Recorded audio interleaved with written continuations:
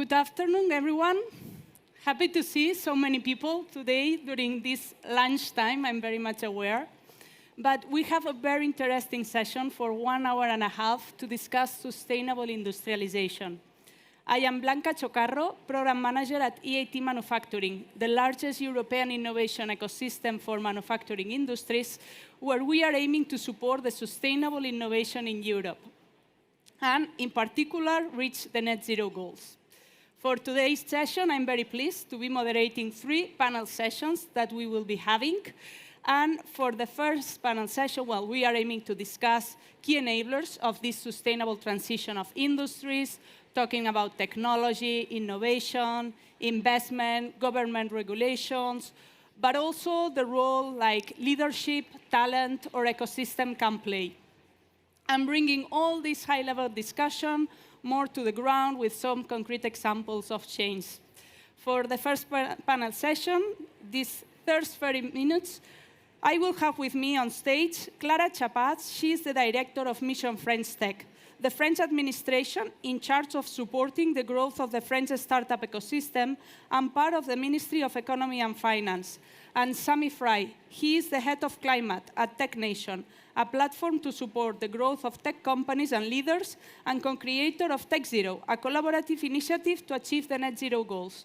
So please, Sami, Clara, join me on stage.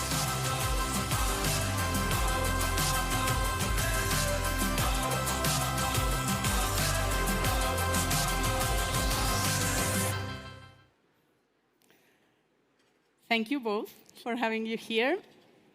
I think something we can start discussing, an easy topic, because it's what I was saying, one of the key enablers to reach this sustainable transition is technology and innovation. So I would like to ask both of you, but maybe let's start with Sami. What are the current climate technology trends and which areas we should be focusing more our attention at? Yeah, thanks a lot. And it's great to be here as well. I think to give some kind of global context, I think over the last 10 or so years, we've seen this kind of exponential positive shift in climate tech. So in 2010 in the UK, for example, I think we had about 300 or so climate tech startups. And today in the UK, we have just over 5,000. Globally, in 2010, I think we had 10,000. And now we've got over 60,000 climate tech startups. So that exponential shift is there. And also, if you look at, from an investment perspective, you really do see this kind of hockey-like curve from 2019 to 2022. So in 2019, I think we had globally $27 billion invested into climate tech, and today we've got just over 100 billion. Last year, we saw the first kind of down round, mainly due to kind of macroeconomic issues. But in 2023 already, or 2024, sorry, already, that's kind of back up. And it's also great to see both France and the UK kind of leading the charge. The kind of quarterly results have just came out in terms of funding, and both the UK and France are #1 currently globally. So just over £5 billion has been invested, which is great. However, it's a great question in terms of looking at the right areas, because we are, globally, you have energy and mobility, which are heavily funded, and I don't think there's ever enough funding to go into the electric transition, the energy transition. However, across the built environment and agriculture and food systems is definitely where a lot more of the funding needs to come from. And in the built environment, we've had some success in H2 green steel. So they're creating essentially green steel from green hydrogen. So that's been one example of a great success. But I think the built environment is definitely an area which needs to be prioritized. And yeah, agriculture and nature. Great. For us, actually, we see exactly the same trend, and we're very excited about this trend. I think a few years back, the French tech was created back in 2013. Climate tech was kind of something where people were not really considered business people, were kind of looking at innovation and like trying and launch something around climate. Today, the ecosystem has grown so much and is actually the most active ecosystem in France for tech. Last year alone, 30% of the funding that happened in France went to climate tech, which is amazing. There's, as you said, also close to 5,000 startups in France, and those startups are the ones that are recruiting the most. So we're seeing a real acceleration And I think we're seeing it all across Europe, and that's something we're really excited about. When you look at the number of funding you talked about globally, actually 60% of this funding is going to Europe when it comes to climate tech, because we're uniquely positioned to tackle those challenges. We have the talent, we have the interest to actually go after those challenges, and we have the funding now. So it makes us really well positioned. And obviously the question is, okay, climate tech is great, but where should we focus? I think the first really hopeful thing we're seeing in France is we have startups looking at all the value chain and looking at solving all the problems that we're seeing in climate. So this is this complementarity of startups that I think is interesting, because it gives us a very varied array of areas where we're seeing huge opportunities. But so it's very hard for me to select, but if I could pick 3 or maybe 4 themes that and we're very excited about right now, is obviously new energy. We have startups in France like Dualson looking at solar energy, or Life looking at hydrogen, who are developing extremely well. You talked about mobility, a lot of startups doing extremely well in this field. I'm sure a lot of you have heard about Vercor, which is building a giga factory in the north of France to build electrical batteries here in Europe. But you have also a lot of startups in this field, like Electra, Zplug, looking at how to connect electrical cars to this electrical energy. And maybe to say 2 more, one would be around sustainable materials.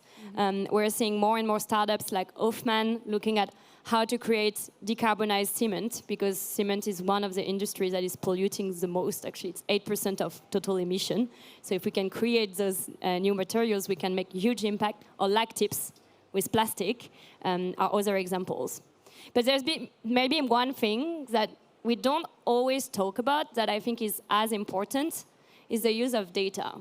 We're in France. You know, France has been doing quite a lot when it comes to AI and the use of data, because we have so much talents coming from this field. And it's great to have new energies, but if we don't measure and we don't try and optimize how we consume the energy, I mean, it's also a waste of opportunity and a waste of resource. So we're also seeing really exciting companies. Some of them were here this morning, like Metron, which are looking at how to measure the energy consumption in all the buildings, the factories, the plants, tertiary buildings, to make sure we first understand how we consume, but also optimize it. And that's also a very important trend, in my opinion. Thank you. And I like it very much that you already shared some examples and talking about startups, because many times these technologies, these innovations come from startups. I know both of you work with a startup ecosystem. So a natural next question will be, and again, I can ask it to both of you, but maybe I will start with Clara. We know that these startups need that ecosystem to flourish. So how we can create this positive ecosystem between the entrepreneurs, the investors, the corporations, and the governments? It's a very important question, because we believe, and we've believed this since 2013 when the Mission French Tech was created, that we need to work together.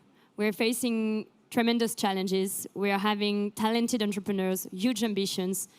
There's only one way we can succeed, is by bringing together the government, the entrepreneurs, the investors, talents, but also non-profit organizations, so that we can all of us help each other to see what are the things that are preventing the startup to grow faster, what can we work on. That's how some of the plans we're talking about climate tech. There's a plan in France for climate tech, or for deep tech, because a lot of the startups are deep tech, operated by BPI. Because we had this close relationship with the ecosystem, because we had the information from the startups on where are the gaps into their funding journeys, we could put together this type of plans at the government level and try and help the startups. And that's, I think, the key to kind of bringing everyone together, but also bringing corporates within this ecosystem, because not just a startup question. If the startups are building the best innovation on the planet, but they're not selling to the companies that are polluting the most, I'm talking, for example, of new materials or software to optimize your energy consumption, it's not going to have a real impact. So that's something we've been really focused on over the last few months, 9 months actually, is also how to bring the corporates, how to bring the public administration, those big spenders, into this ecosystem to make sure that we can help startups find just simply clients. Yeah, I mean, that on the corporate side is a really good point. I think educating multinationals and to essentially increase adoption rates is really important. But I think in general, I mean, the UK and France, I think, have both really good ecosystems. The other stakeholder I'd put in is universities as well, because if you go through, for example, the general funding cycle of a startup, at pre-seed, you often have university spin-outs, or you'll have venture builders. So across the UK, you've got ones like Carbon 13. In France, you've got ones like Marble, and they help you to get, really get off the ground, get that first round of funding in. And then at that seed stage, you'll look probably at VCs. You might look at some grant funding. At Series A, you'll look predominantly probably at VC. And then from Series B onwards, you'll probably look at a combination of venture capital, maybe some debt financing, and maybe a bit more grant funding as well. So I think every single kind of stakeholder is really, really important to that mix. And I think we've made a lot of progress in joining the dots between public, private partnerships. I think one of the areas that we're currently quite focused on is on universities especially, and the amount of equity they take from startups. It's been a big debate over the last year or so, because often universities, because they're giving their IP, they often take around between 10 and 40% of equity, and I think that often does hinder the growth of startups in general. So we're looking to hopefully form some sort of standardized consensus where ideally universities don't take so much IP, because often these are really high impact, hardware intensive or life science based solutions that often have some of the biggest impacts as opposed to software based solutions. But I'd say in general, I think the accelerator ecosystem in the UK is very strong. I remember when I started at TechNation in 2020, I think we were probably one of the only climate tech accelerators, and now I think there's over 50 or so. So the growth has been very strong. So even for us, we're looking constantly for our unique selling point. One of those is definitely bringing in the corporates. I think that the education piece is really fundamental, because the biggest challenge is when companies get to Series A, once they've proven out their technology, they've got funding, to get that kind of Series A funding where you're commercially ready, but you don't have, let's say, enough funding to scale out your first factory. I think that's where you need some advanced market commitments from corporates to really take a lead and say, even though this isn't ready yet, in 5 years' time, we're going to adopt this solution that's going to help us decarbonize by X%. So that's really another area we're focusing on. Yeah, I may recover later the topic of corporates, how easy is to onboard them, because I think it's very relevant. But you were also now mentioning all how companies get diluted, even at the spin-off stage with the university and then all the next funding rounds. How critical is investment at this stage? And when we were talking a couple of weeks ago, preparing this session, discussing how much the private funding decreased last year, but still public funding is out there. I would like to ask you next then, how do you think this public and private investment should be interlinked to make the most out of it?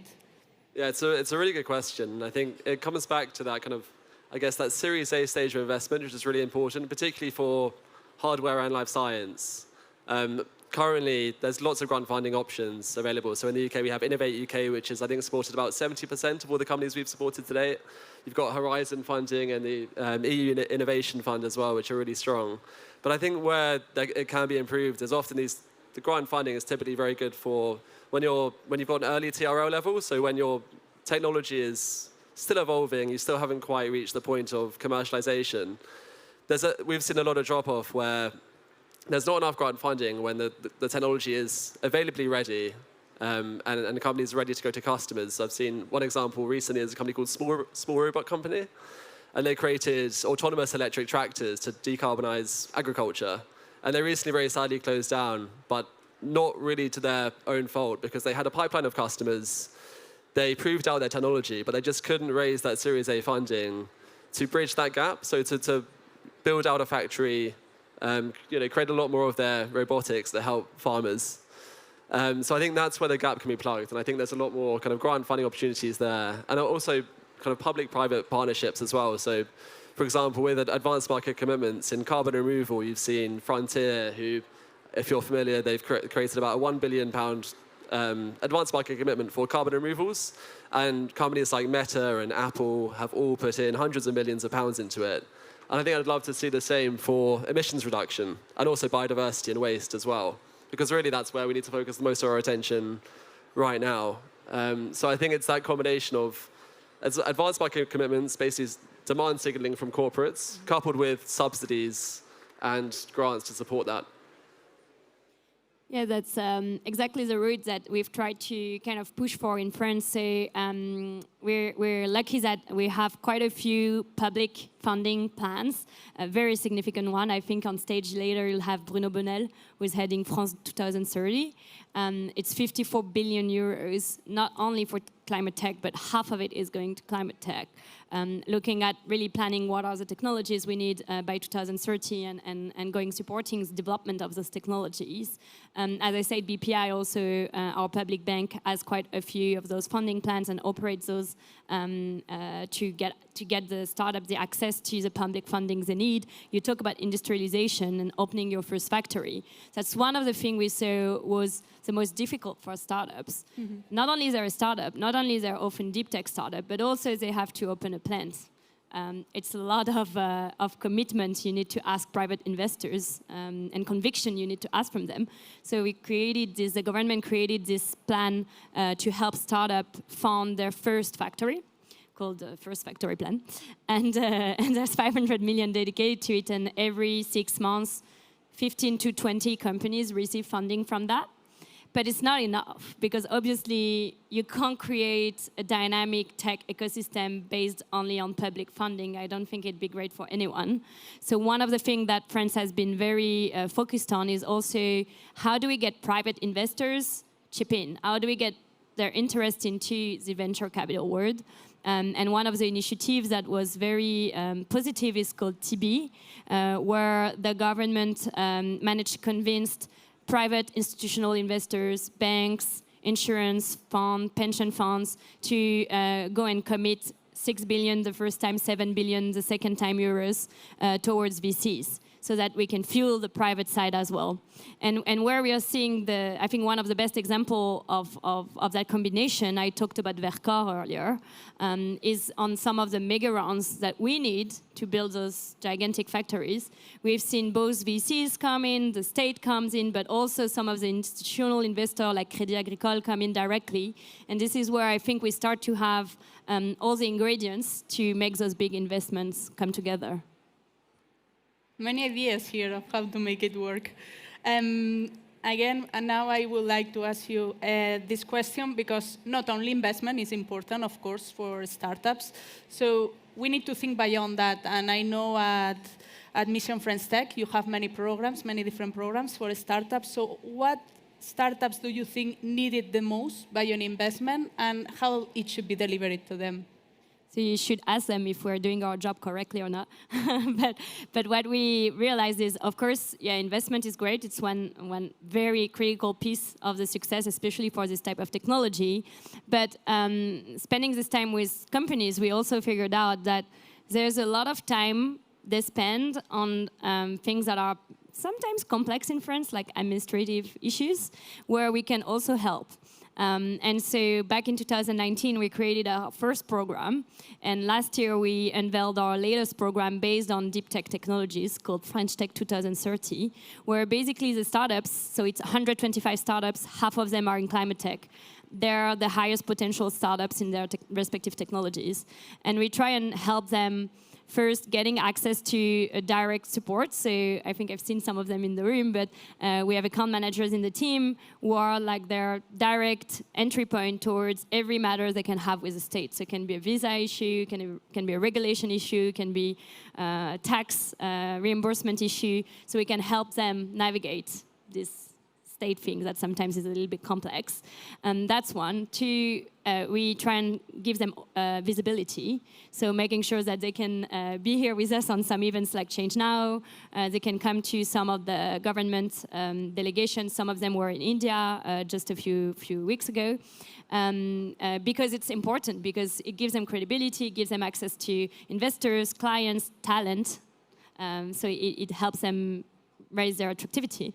And the last thing is trying and help them find those opportunities. I talk about corporates. That's something we've been really focused on in the last few months, like how to try and understand. So this morning we had a breakfast with 8 corporates and 18 startups, how to match the startups we know very well with the needs of the corporates, and how to facilitate those connections is also something we're trying to help with.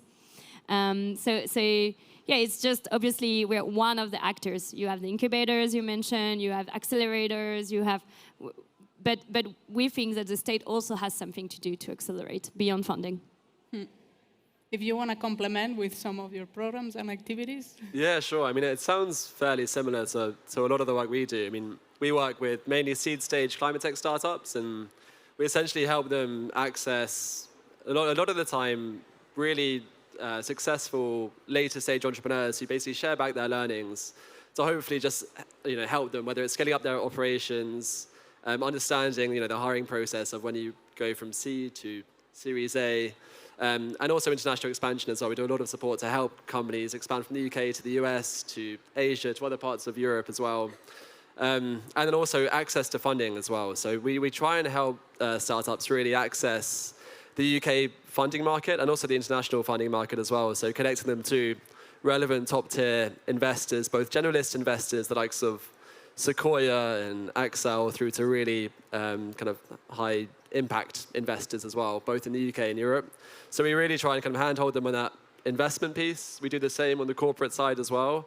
And then in 2021, we also launched the Climate Tech Policy Coalition. So we're trying to become the kind of voice for founders at the policy table. So really understanding what are the main regulatory barriers facing climate tech companies in the UK. And then we will present kind of the main findings to government in the hope that they are enacted. So hopefully this year they are enacted. We'll see. We've actually got 28 live recommendations, and so far 3 have been successful. So another 25 to go, and I think we'll be there. Just building on what you just said on the importance of building the collective, I think that's something we've also seen and trying to emphasize is there's everything we can do as the administration, but there's everything, and sometimes it's actually even more important, that startups can do for each other. And oftentimes, and I've been an operator in startups for close to 10 years, oftentimes there's a very good chance that if you're asking yourself a question about how to go international, how to, navigate whatever issue with your investor or your board, attract this or that talent, there is another company at a similar stage as you are that is probably wondering about the same question. And there is probably a company that has been through this journey that also has a lot of learnings to share. So that's something that we've tried and put together, this sense of belonging, of community, and just simply learning from each other, and not just like facilitating state and startups. And this is really exciting because I think this helps us to just work collectively, like as an ecosystem, as you said, and just gain a lot of time. No, it's true. It's very important, no? How you nurture this network of startups, how you invest on them, how you build this network around them. But is it enough?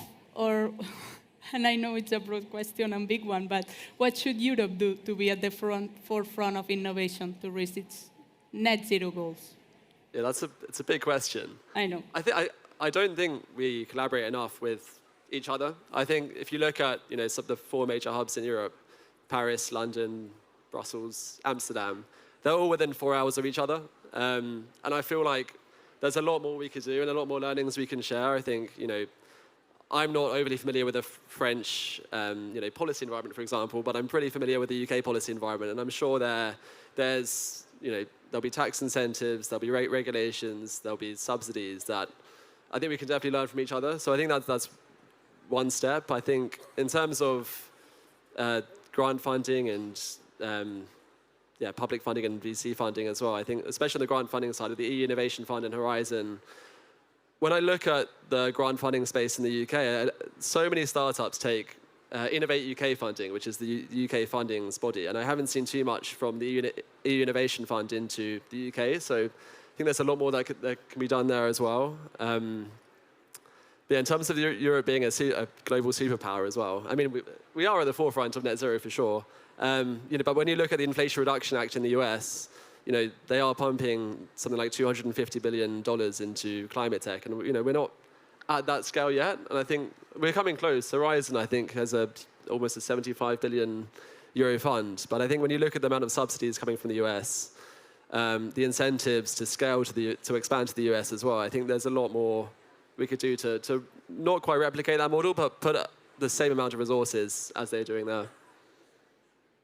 Yeah, I couldn't agree more with everything you've just said. I think a few ideas. The first one is definitely like playing European.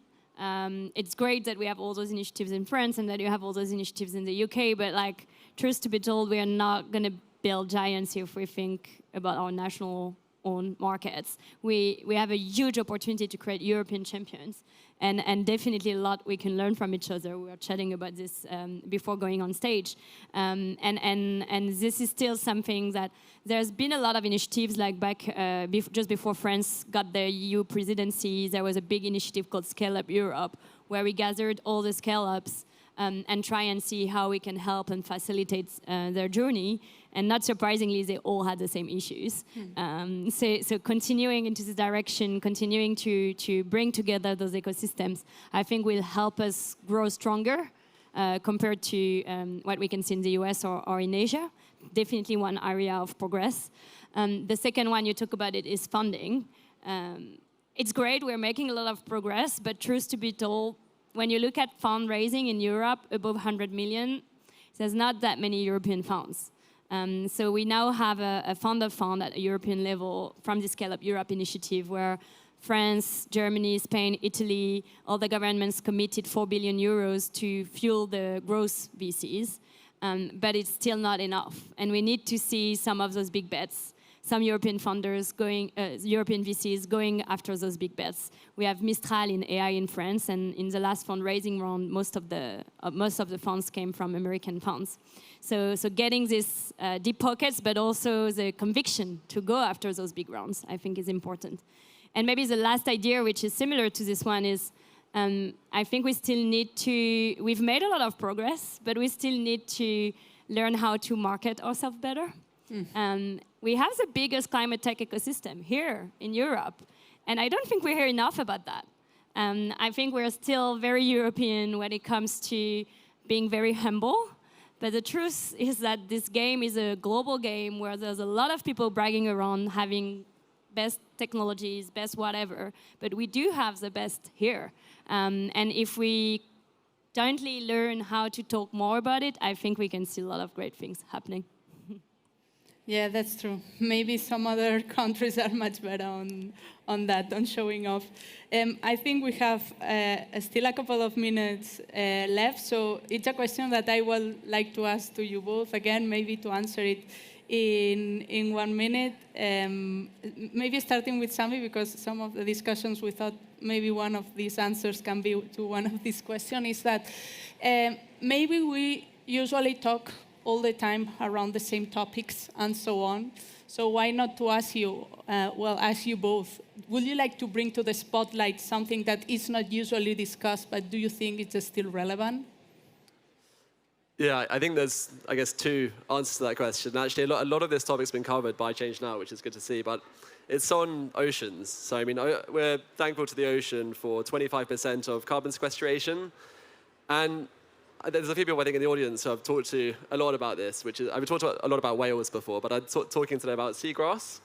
So seagrass makes up about 0.1% of the seabed, but it accounts for about 18% of carbon sequestration of oceans. And in the UK, a report came out, I think just last week, talking about how seabed decline in the UK was at 97%. So I think in terms of, this is, I guess, almost aside from startups, or there hopefully are some startups looking at restorative work, but just protecting what we already have is really important. We've had huge sewage issues as well in the UK, which has not helped with that aspect. So one is seagrass, and second is food waste. It accounts for about 7% of global emissions. Even where I live in the UK, in southwest London, we still don't have a food waste bin, even though the majority of boroughs of London you do. But these easy wins should be standardized. You know, it's a fairly simple solution for a local council to integrate food waste.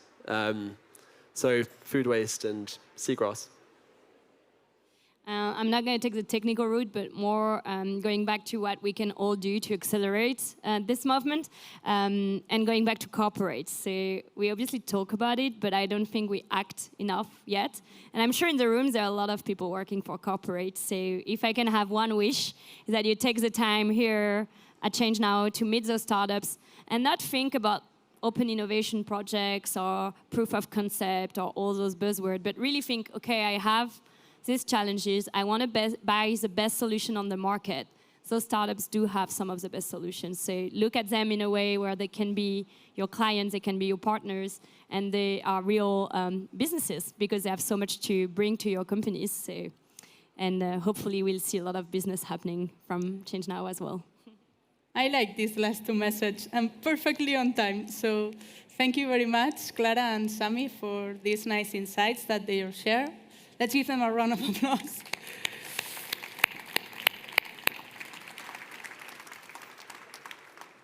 And I think we can move on already to our next panel.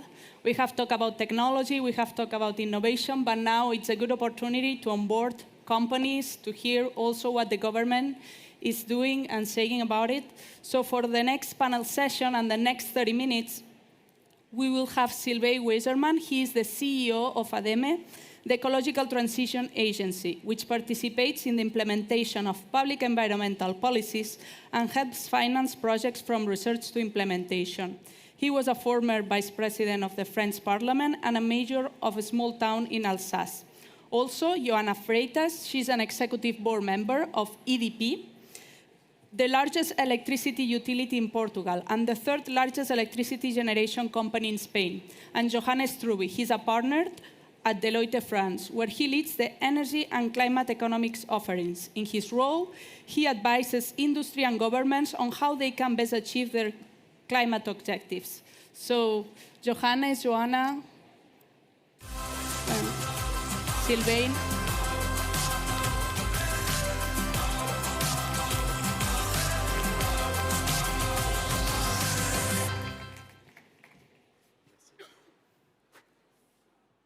Thanks, all of you, for being here today. We were starting talking about solutions, what we can do to tackle the climate change. But now, let's go a step back again and let's talk about challenges and set the baseline for today's discussion. I know it's difficult to tackle an answer like that, so I would like to hear from all of you what you have to share. But which challenges do you think are the biggest ones for the decarbonization of the industry? And maybe I can start with Johannes. Yeah, thank you. Thank you very much.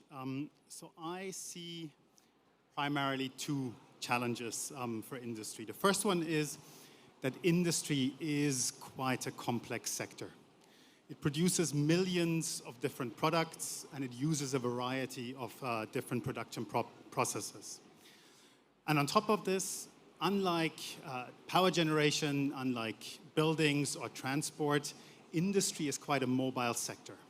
So if industry doesn't like it somewhere, maybe because of policy or other conditions, it can quite easily move away. And that obviously has negative implications for jobs, for economic growth, and potentially also for emissions. But I also have some good news. The good news is that the top three emitters in industry, that's steel, cement, and chemicals together, account for around 60% of the global emissions from industry. And that means tackling emissions with technologies in just these three subsectors gets us a very, very long way. And the second piece of good news is that although there is 195 countries in the world, the top 10 emitting countries account for 75% of the industry emissions. So getting policy right in just 10 countries also can tackle a vast majority of global industrial emissions. Well, thank you for the question, Blanca, and it's a pleasure to be here. The energy in this room is so exhilarating. It's a real privilege. So if I talk about power generation, I think the electricity production is a sector that has been decarbonizing ahead of other sectors. It really started in the 1990s with the first wind and solar parks. And I think that happened earlier than in other industries because we have the technology, we have the mature technologies earlier than perhaps steel or ceramics or other heavy industry. So I think what we're seeing now as the key challenges is just dealing with the mass deployment of these technologies. So we've had energy transitions before. We went from wood to coal. We went from coal to oil. But what we're doing now is we need to change all this infrastructure related to grids, to power plants, to vehicles. And we've been building this infrastructure for 200 years. And now we need to change it in 30 years, except there's 2 billion more humans in the planet. So it really is a massive challenge, and the speed of deployment is very challenging. I think the second challenge has to do with the resilience of the supply chain, or the lack of resilience. A lot of the equipment and materials that are required for the energy transition, for solar panels, for wind blades, for batteries, are very concentrated in a few countries and a few regions of the world. This is well known. China produces 80% of all solar panels existing worldwide. 70% of cobalt, which is used in batteries of electrical vehicles, comes from the Democratic Republic of Congo. So this means there's not only procurement risk, but also geopolitical risk, as we were well reminded with the gas crisis following the Russia invasion of the Ukraine. And then lastly, I would say the de-risking of these projects, of these renewable projects. We see that there is a lot of capital looking for renewable projects, but with the penetration of solar, we're seeing now more volatility of wholesale prices. We can observe in many days now, in the middle of the day when there's a lot of sunshine and there isn't a lot of consumption in the middle of the day, that we have zero prices, or in cases where there is nuclear energy, like in France, you have negative prices of electricity, because it's cheaper to keep the power plant running and pay rather than stop it and restart it. So we're seeing a lot of impacts on prices. And so here we really need financial instruments that maintain prices stable over the long run, like PPAs and contracts for difference. So those would be my highlights of the challenges. Thank you. Thank you. Hello, everybody. I do agree with your challenges, Johanna and Johanna. I would like to add two of them, if I can. The first one is, of course, time pressure. We are on a real time pressure. We've got an objective to reduce between 4 and 5% per year in France our greenhouse gas emissions. So that puts a high challenge and a high pressure in terms of time. We have like 30,000 industry companies in France. So the time it takes to have decarbonization plans for each company and to lead that is a real challenge. The second one I would say is to find out the good balance and the good mechanisms to articulate the public fundings and private funding decisions. If we take an example, you mentioned steel companies. There's a steel company we're working with, and we found massively their migration from coal to hydrogen. It's like 800 million euros of public subventions. But we need to imagine the clawbacks mechanisms to make sure that we help the project happen, we make things happen, but we find out the right balance to make sure that public fund is efficiently used and has a good impact. So that's the two challenges I wanted to add on the top of your absolutely relevant challenges. Tricky ones. And I got the point of Johannes mentioning legislation, and legislation also, for example, for the green molecules, for green hydrogen. You were mentioning also the risking of the project. So I think government, you can play an instrumental role. We will say at the beginning, no, you are one of the key enablers of this sustainable transition. So, Sylvain, what I would like to ask you, if you could share any government practices that you are implementing to support this decarbonization of industries, and where should be the focus? On regulations or on incentive measures? That's a very good question. Actually, the challenge we have between regulation and incentives is, of course, regulation is easier. Like, you make a decision, everybody applies it, and you go for it. But that's not the way of changing our and it's useful for some of the plastic, for instance. Use of plastic in new plastic bottles is an example. You have, starting next year, a percentage of recycled plastic you have to use. So legislation has to be here. But the question is, today, and I will answer a little bit differently to your question. The key question for private companies, I think, is how do you make all your investments in ecological transition a competitive advantage? And we have worked on methodologies like to assess the solidity, the credibility of your decarbonization plan, if you're in an industry, for instance, in France.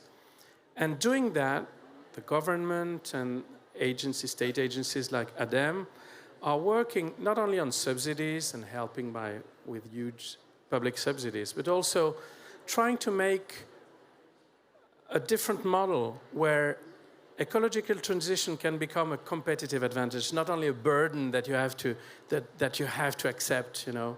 So I would say, of course, there are all these subsidies. It's massive. Of course, there are all the presence in 28 cities that we have to really talk with CEOs and tell them and assist them and try to help them in their transition. But there are also science, new methodologies, and this support that we bring. And we need to look at things differently. I think we will succeed, and governmental environment will succeed when we make ecological transition become a competitive advantage for the companies who make this decision of transition. Yeah, that's true. But going then back to the perspective of the companies, and maybe with EDP, I can ask you, like, how do you perceive all these government measures, the ones you have been sharing, the regulations, the incentives, and also there is a social demand for change. Like, is it perceived as an opportunity or still as a threat? Well, from EDP point of view, it's definitely an opportunity. EDP is a global utility with a focus on renewables. We are number 4 in wind energy globally, and the Dow Jones is classified as the most sustainable utility last year. So we really see this as, we see ourselves as a driver of the energy transition. We're not just complying with a bare minimum that legislation or incentives set us up for. I think just to make a quick comment on what government and European level incentives and regulation can do, I think Europe has been a climate leader, and I see it very positively, the direction of travel. In terms of targets, funding, and permitting. We have some of the most ambitious targets. Currently, we have a 43% renewable capacity target for 2030. The incoming European Commission after the elections in June will be debating how much we should reduce emissions by 2040. At EDP, we support a 90% reduction, which is one of the highest numbers that has been discussed. In terms of funding, I think Europe has been allocating, there was a mention in the previous panel, I believe it is now about 90 billion in different facilities in the Innovation Fund, Horizon Europe, Just Transition Fund, in a variety of facilities, allocating significant funds to the transition. And we've also seen concern about how to make this happen in reality easier. So, for example, we've had the concept of go-to areas. by the European Commission, which is first, when you need to build a new solar or wind farm, you start by identifying areas that have low conflict in terms of the other use of that land, in terms of agriculture or also in social interest, and then you see if they have a good resource in terms of wind or sun. So I think all of that has been, taking society in the right direction. I don't think it's perfect. There's things to do. In terms of targets, we would like to see decarbonization targets, including faster some of this heavy industry that Johannes was mentioning, in the emission trading system in Europe, which is basically a market for CO2 emissions. We still have a lot of industries with free allocations, which means they are not factoring in their cost of production the effect that the CO2 emissions are having for all of humanity. So we need to bring those free allocations to an end sooner. In terms of funding, I think the issue now in Europe, and there was an interesting mention before as well, is that we have a very clear competitor in the Inflation Reduction Act in America. And so when companies are allocating capital globally, they are comparing these different incentives. And I think in Europe, we don't feel, as an energy company, it's not that there's not enough funds, it's that they're very complex to access. The IRA, if you know it, is basically a tax rebate. It's as simple as that. So you apply and you deduct that money from your taxes. And in Europe, for each facility you need to apply to, there's a specific set of rules. Different subsidies exclude each other. So it's highly complex and difficult to access. And in terms of permitting, I mean, if we are to get to net zero by 2050, and avoid a catastrophe for all of us, we need to triple the capacity of renewables by 2030. So this is a huge challenge in terms of all the renewables we need to build. And right now, it still takes longer to permit a wind farm than to build it. Right? It takes longer to permit it than to build it. So we need to make sure that we are not losing this battle against fossil fuels as we say, at the desks of bureaucracy. Yeah, thank you. I think I like it very much what you shared of EDP. It shows like a big company, an electrical company, it's fully committed to this transition, so it's a message for hope, I think, for all of us. But you brought some topics also to the discussion, the Inflation Reduction Act from the United States, all these permits that take very long to start construction process. So Johannes, that you work with different companies and you work also with the government, so you can bring maybe both perspectives on the table. How do you think that these different requirements between companies can affect the competitiveness in Europe? Yeah, so competitiveness is affected when either regulation or policy makes the production cost of the same product more expensive in one place than another. And that might lead to what we call carbon leakage, is that companies move elsewhere. The risk that companies indeed move elsewhere is very, very hard to estimate. I've looked at numerous scientific studies, and the uncertainty range is gigantic. But some would estimate that the risk of carbon leakage for the most energy-intensive industries falls somewhere in the range of 5 to 40% in Europe. Now, for a company to indeed relocate elsewhere, it needs to be pretty sure that the new host country doesn't introduce similar regulation just a couple of years later. And against the backdrop that the Paris Agreement was signed by over 190 countries, and that 145 countries around the world have set themselves ambitious net zero objectives, I think a company can have pretty low confidence that the new host country doesn't follow suit with regulation. So for relocation really to happen, there need to be other benefits on top of maybe weaker regulation. And those could be supply chains, simplification, or reducing labor cost, reducing energy cost, and so on. And when all of this comes together, then there obviously is a serious leakage risk. But the governments also have a number of mitigating measures. So for example, we've been speaking about carbon pricing earlier.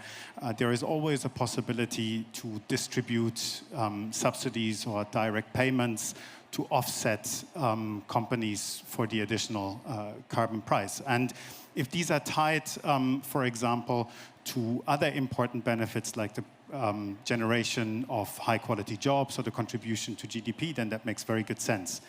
And then there is another possibility to reduce the leakage risk. That's the introduction of border adjustment mechanisms that essentially offset the carbon cost between the imported product and the domestically produced product. Thank you very much. I think I would like to move on to another block of questions. Let's talk about beyond legislation. Let's hear what companies, if they are doing beyond these public requirements. And for you, Joana, can you please, can you share any concrete examples of actions you are taking beyond what the market is dictating you to do? Sure. So EDP has made a very clear commitments for decarbonization.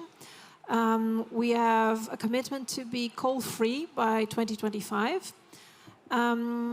We want to be 100% renewable by 2030 and net zero by 2040. So that's a decade before the commitment of Europe, for example, which is one of the most ambitious ones. In terms of the coal, abandoning coal, this is a very important part of the energy transition because we both need to create capacity for generating energy through wind and sun, but also we need to stop burning fossil fuels. So I just wanted to mention a set of actions that we have with our coal sites. For example, in Iberia, we have 4 coal plants, 4 in Spain and 1 in Portugal, 5, that have either shut down or will be shut down by the end of next year. And so what we're doing is not just abandoning that, but we are, for each of these sites, we have a reindustrialization program, but based on green technologies. So we're going to have renewable energies, large-scale green hydrogen factories. We're going to have storage, and we're also going to have flexibility services for a stable grid, which means that we're using the same site, the same infrastructures, the connection point to the grid, the access to water to refrigerate the green hydrogen electrolyzers, the workers that have skills that are highly retrainable for being used on electrolyzing factories, for example. And so we want to maintain our presence in these communities, maintaining industrial jobs, being part of the industrial fabric of these communities, but now we're basing them on renewable energy and on green hydrogen. So we're hoping to install about 1 gigawatt of green hydrogen in the conjunction of this project.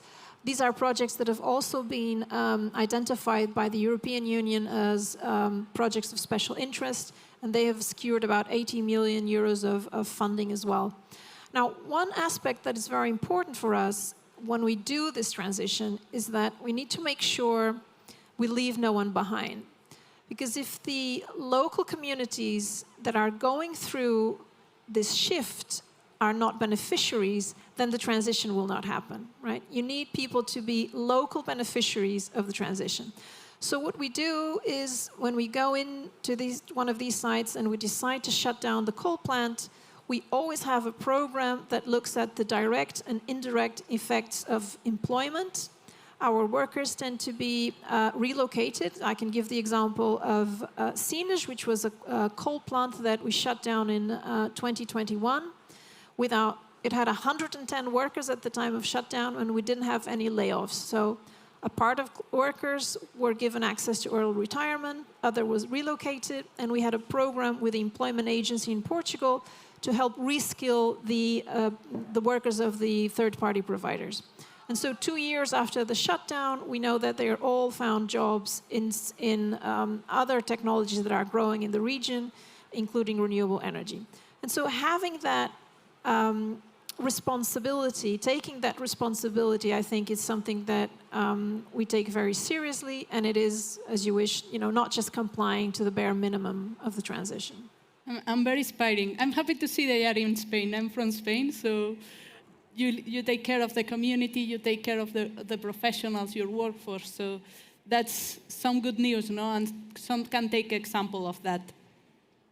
I see, well, a few minutes left. We have maybe this question then to Johannes, that you work with different companies. I guess not all of them react and are as strong as her, as EDP are. But then for them, how is the struggle? How do shareholders react on one end when these companies try to implement voluntary actions to reduce the impact? Or on the other end, if it happens with the increase of of the price of their products? So first, let's look at the numbers. There's, I think, about 50% of the 2,000 largest publicly traded companies have set themselves net zero objectives. That's pretty impressive, but it also means that the other half is still in denial. And those who have set themselves objectives, they do this for different reasons. Some do it because they get pressure from investors, from consumers, or from governments. And there are again others, and I think you have both mentioned it, Sylvain and Joana, is those who see the challenge, the transformation not only as a challenge, but as an opportunity. And I think here what we can clearly say is that those who are the first to embrace the transformation will be those who will be successful in the long term. Perfect. There's a point I'd like to underline. We've talked about public subsidies, we've talked about operational costs and costs of decarbonization. But the message I'd like to deliver is that there's a cost which is higher than all this, is just doing nothing. And my point is that probably many of you work in private companies. If you think that decarbonization is not for you, you're simply going to be out of business. Because all major private companies work on their scope 1, 2, and 3 and put pressure on their suppliers. Because here in France, from 2026, all public call for tenders will have mandatory environmental clauses. And because finance is looking for companies to invest in, and they have to provide evidence that they're investing in the good ones. So the highest cost is doing nothing. Cost of inaction. And that's important because the message behind that is whatever the difficulties, whatever the complexity, you have to rethink this issue, to take it on the top of your agenda. And if you don't act now, then it's going to be too late tomorrow. Because as we said, the speed is really the key element. It takes time to undertake a decarbonization process.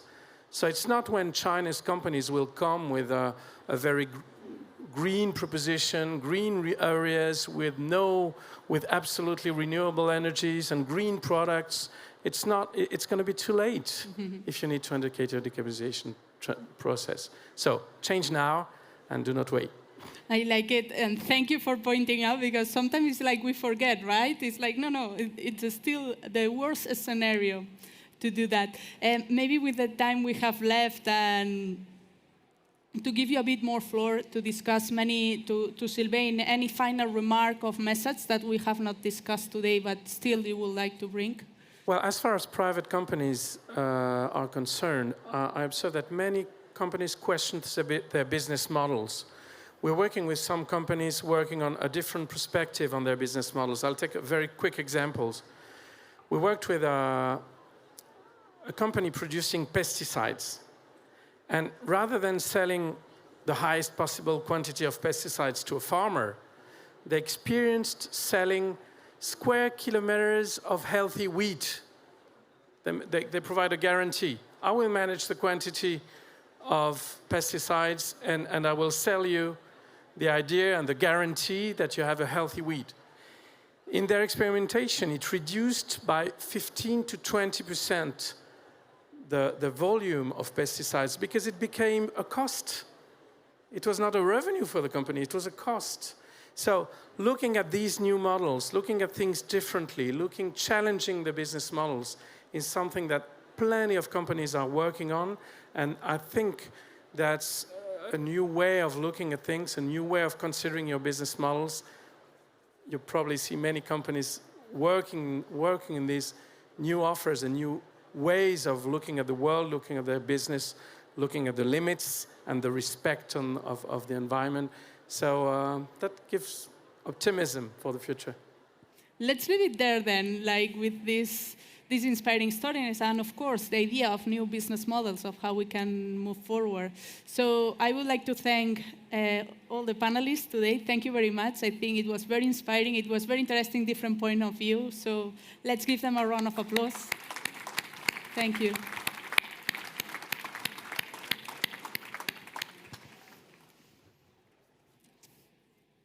Don't go, because we still have one more panel left. It will be only 20 minutes, unfortunately, because it's a very, very interesting one. We will have with us Bruno Bonnell. He's the Secretary General for Investment, leading France 2030, a 54 billion investment plan to support innovative technologies and ecological transition. And Benoit Bazin, he's the CEO of Saint-Gobain, the worldwide leader of light and sustainable construction. It's present in 76 countries. He started his career at the French Ministry for Economy and Finance back in 1995 and joined Saint-Gobain in 1999. So please, Bruno, Benoit.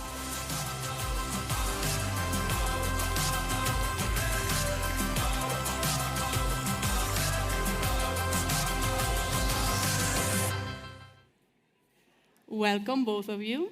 Hello. Hello. I think something for sure caught the attention of the public was this 54 billion investment plan. So I think I must start with this question to Bruno on how is this France 20 plan designed to develop the industrial competitiveness, and what is the general criteria for the funds distribution? Well, France 2030 was designed to really be a springboard for innovation in France in many different sectors. The idea being that obviously, as we know here, everything is changing now, right?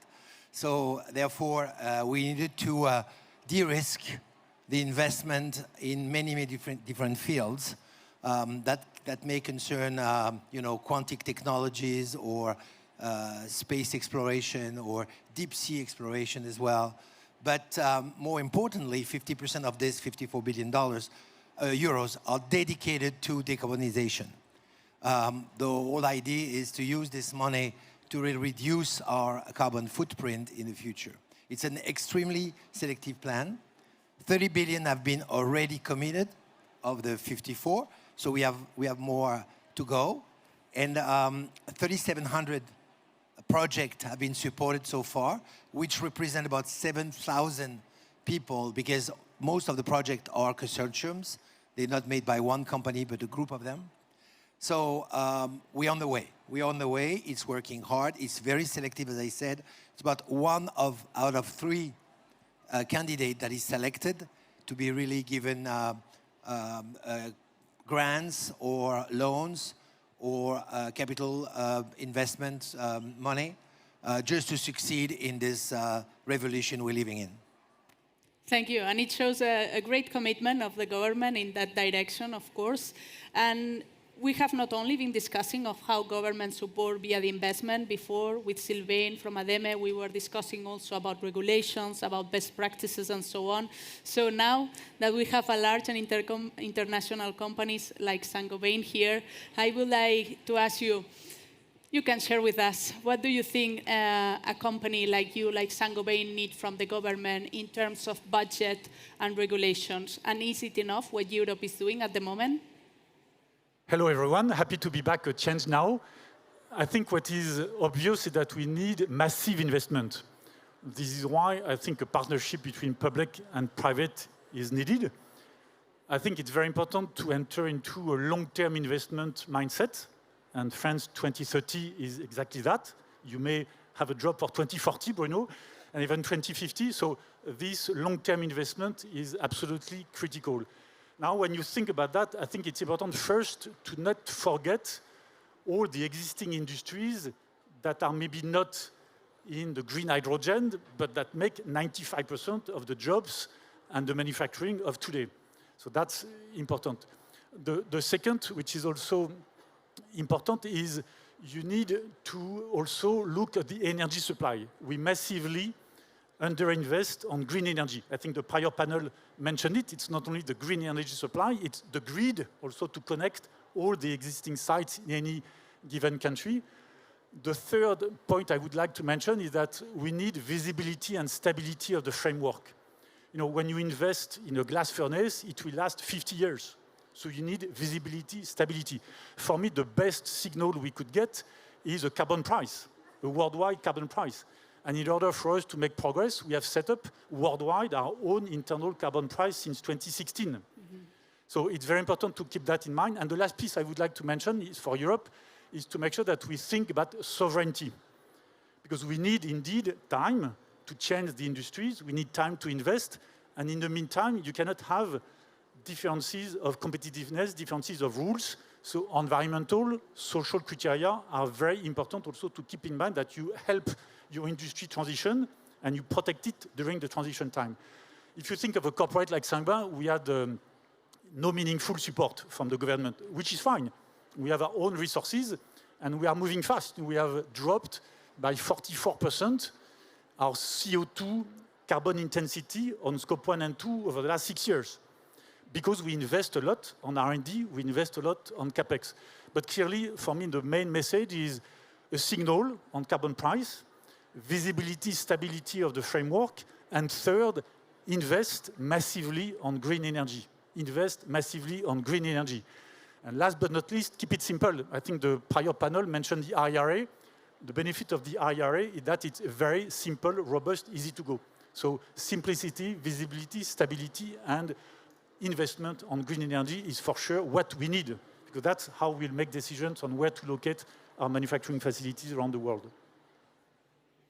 It's good, this set of measures, because it's true that we need a lot, because the challenge is massive. And anyhow, I would like to switch to another block of questions, because actually we didn't tackle today, we didn't have time to discuss about the talent, and the talent is still critical for this sustainable transition.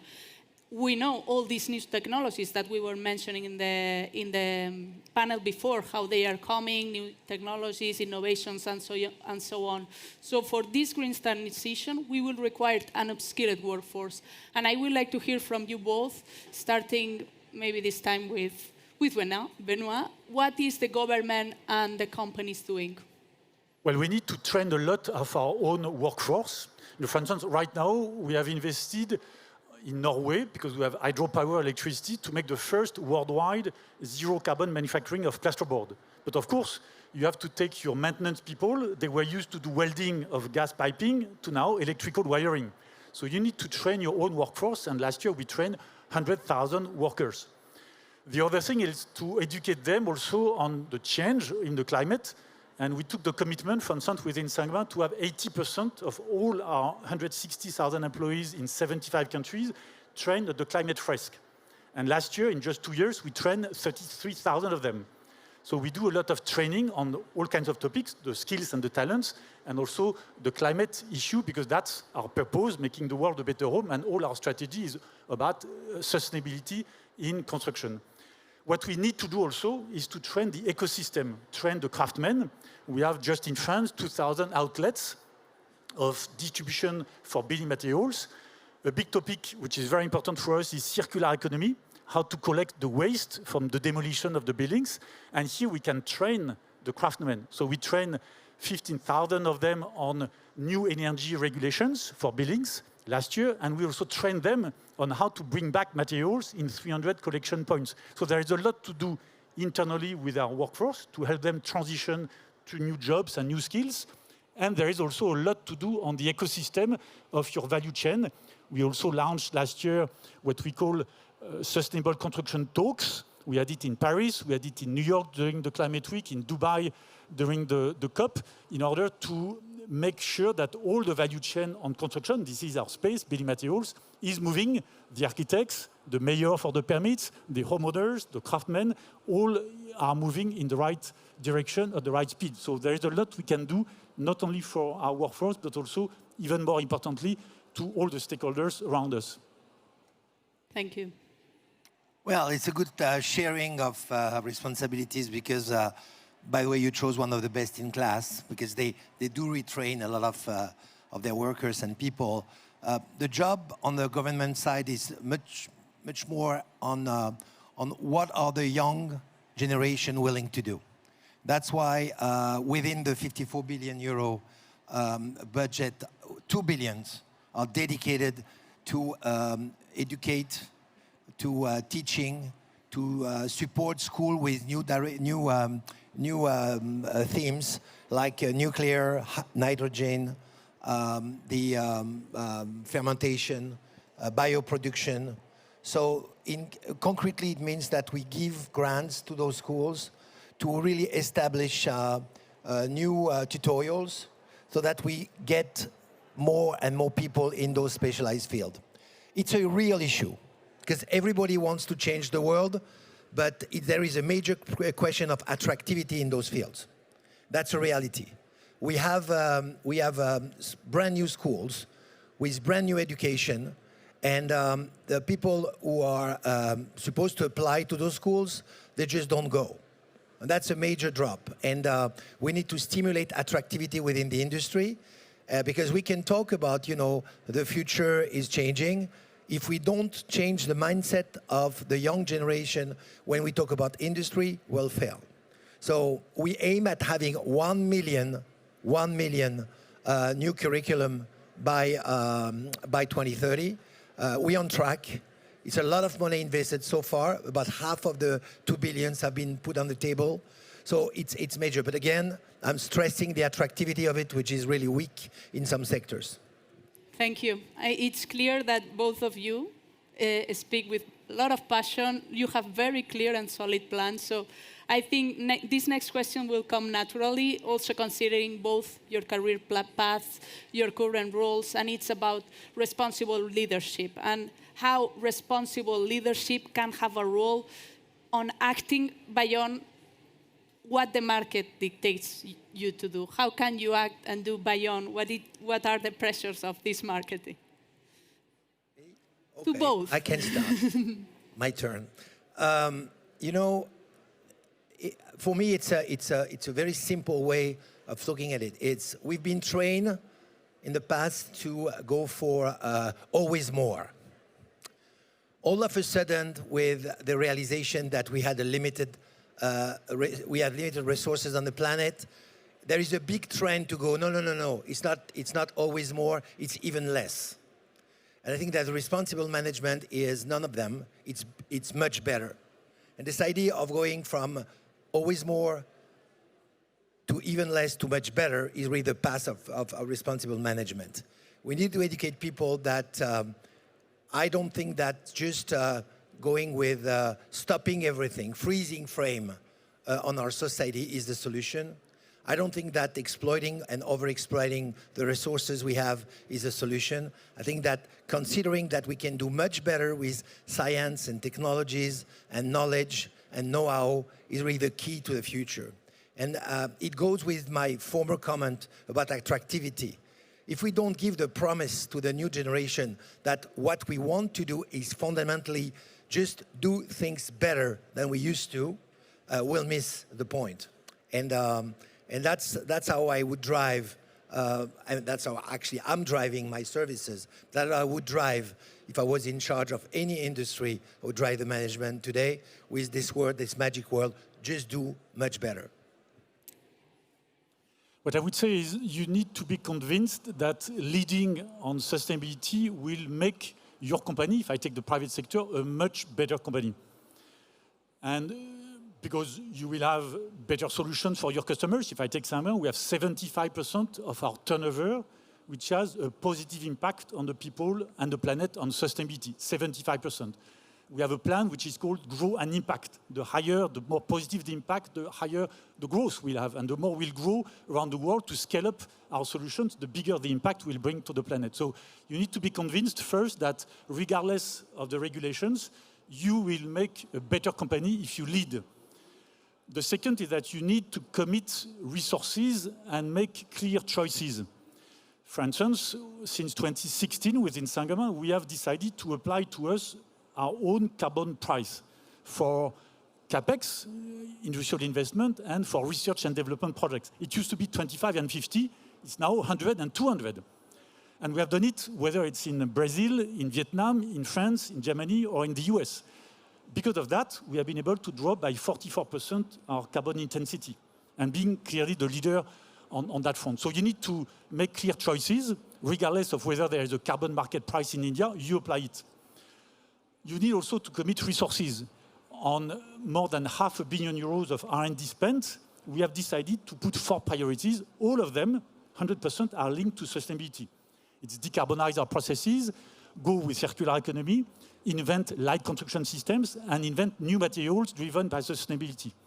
We have also committed ourselves last year 222 million euros of CapEx to decarbonize our plants. We had the first plant zero carbon in Norway. The second will be in Canada.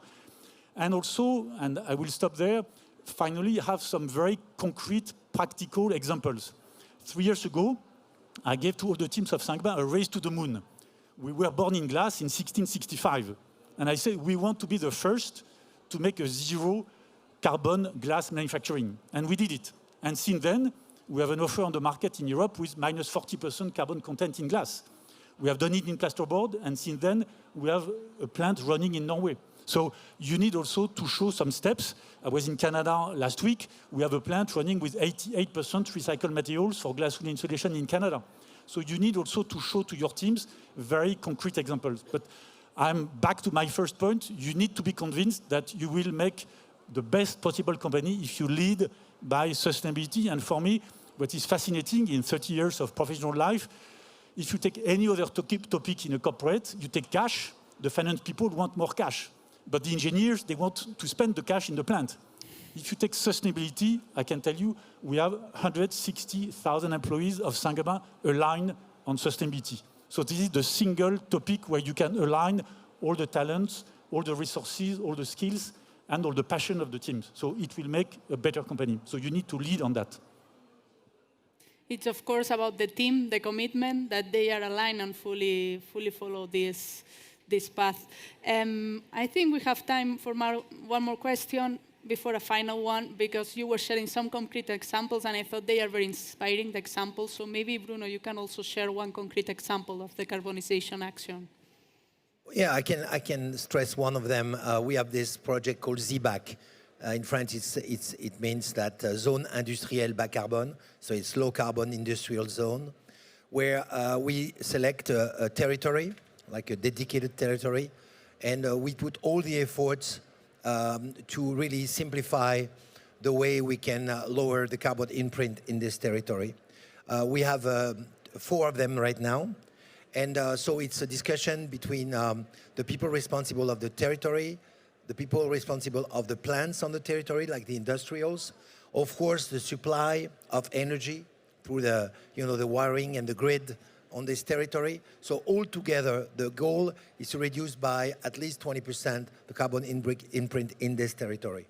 So that's a kind of good example of how the government is not just supplying money, but try to gather the people and make them work together to effectively have an impact on the dedicated industrial zone. One of them is in Dunkirk. Endgame, we will generate about 17,000 new jobs there, which means that it's a remodeling of the territory. We used to be a very harsh industrial area with a lot of carbon emissions. It's going to be much cleaner now, with electricity being the base of most of the plants. And as a result, it will probably redistribute the way of life within the territory. Thank you. Thank you very much. For me, one concrete example is what we can do within buildings. You know that buildings, the built environment, make 40% of the CO2 emissions. I was extremely happy that a bit more than 2 weeks ago, there was the World Summit led by the French government between buildings and climate. And it's only 3 COPs where we had a dedicated day on the built environment. We know that we can achieve a lot within buildings in terms of saving energy, notably saving green energy to direct it to sectors like mobility, industry, where we lack green energy. So we can drop 5-6 times the energy consumption on buildings. So I'm pushing, and we play a leading role in that regard, to align all the value chain, because we need to collaborate across all the value chain on the construction sector in order to get there. We should be proud of what France has put together in terms of circular economy. We need to take back all the demolition waste within buildings, in terms also of energy performance, raising the bar from the bottom. So it's a lot we can do within buildings. It's a lot that we can achieve, and we have achieved it. We can drop by 70-80%, the energy spent in the buildings. And buildings are at the crossroads of the energy crisis, the social impact for the purchasing power, and even the climate, of course, because they make 40% of the emissions. So it's a big request that we don't decelerate, but we accelerate further in terms of all the regulations, the efforts all of you can make within buildings for innovation, when we think about Europe, for new build, when we think to build faster and better in the emerging countries where we'll have 2 billion new population to host in the coming decade. Yeah, that's true. We have very little time left, but still, I would like to give you the floor to decide if we finish with a positive message or not. It's on you. And maybe both of you can ask, are we quick enough to reach the net zero goals? We're on track, and I don't like the idea that we're late or we should be desperate. That's quite the opposite. I think that we generate by the concrete energy that I see within our country, that so far we're on track on the reduction of carbon footprint. So I'm optimistic by nature, but I'm optimistic too because I see the figures. And at this point in time, France is on track, and we should repeat it as much as we can.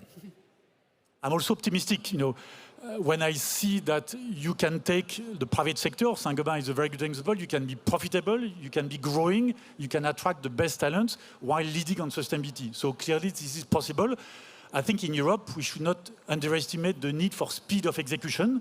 I know we have a complex, which is good, democratic political process, but speed of execution, we all know that we need to change now, not in 5 years or 15 years. So yes, we will, and yes, we can, but clearly speed of execution is of the essence around the world. The private sector is doing a lot of that. The public sector can give a clear framework and visibility and support. I think we are on the right track, but let's continue to attract the best talents and the energy from all of you so that we can make further progress. But yes, we will, and we can go for sustainability in our planet and notably in buildings.